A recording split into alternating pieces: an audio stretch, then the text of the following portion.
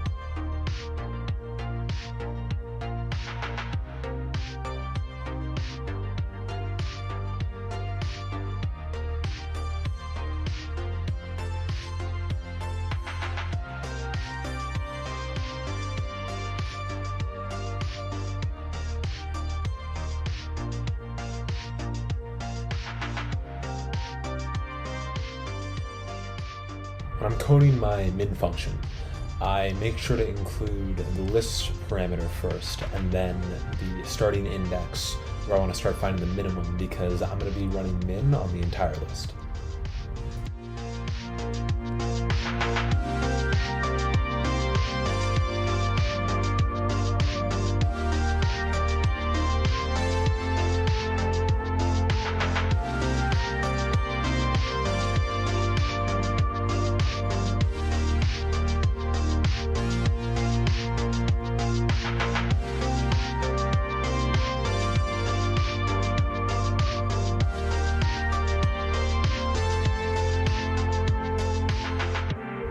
All I'm doing in this loop is saying, starting at some index, go through the rest of the list and compare all of these values to the start value.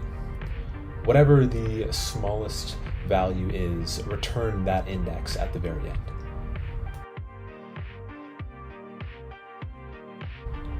For swap, all I'm saying is, given some list and some indexes A and B, I want to switch whatever those two values are.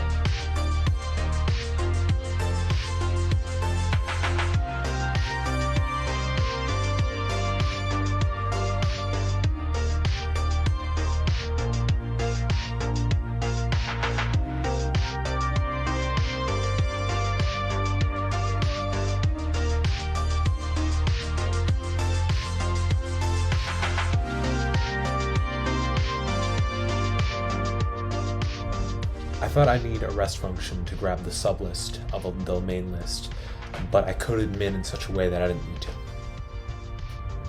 As you can see, I made a mistake in swap, and this illustrates one of the dangers of mutating data.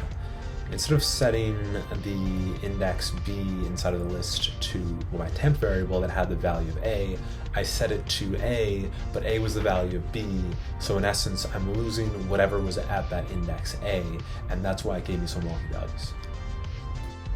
I didn't comprehensively run test cases because what I'm trying to do is show the code, not thoroughly test and prove that the code works.